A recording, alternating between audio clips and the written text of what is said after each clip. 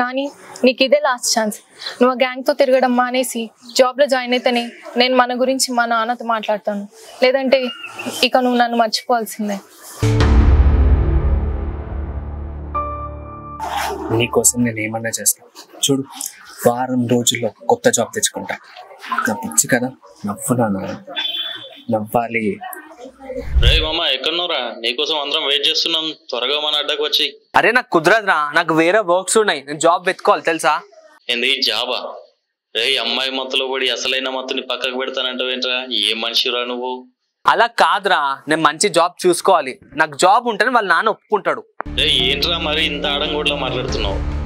మగాడిలా మాట్లాడరా. నిన్నగాక మొన్న వచ్చిన దానికోసం మమ్మల్ని పక్కన పెడతావా? నువ్వే మగాడిరా. 5 నిమిషాలు అక్కడ ఉంటా, ఫోన్ పెట్టే. నాన్న, మీతో ఒక విషయం మాట్లాడాలి. దా కూర్చో, చెప్పు. మత్తు పదార్థాలు ఉపయోగిస్తూ పట్టుబడ్డ 4 యువకులు. 3 టౌన్ కు చెందిన సతీష్ అలియాస్ నాని, పృథ్వీ, నరేష్ కృష్ణగా గుర్తింపు. అయితే వీరి వద్ద పెద్ద మొత్తంలో గంజాయి స్వాధీనం.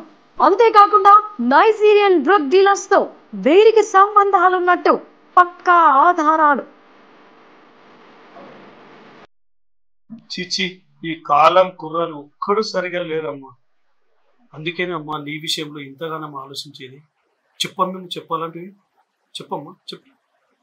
అదేం లేదు నాన్న, మొన్న మీరు ఒక సంబంధం చేశానన్నారు కదా, తర్వాత మాట్లాడదామన్నావు కదా, అదే ఫిక్స్ చేసేయండి నాన్న.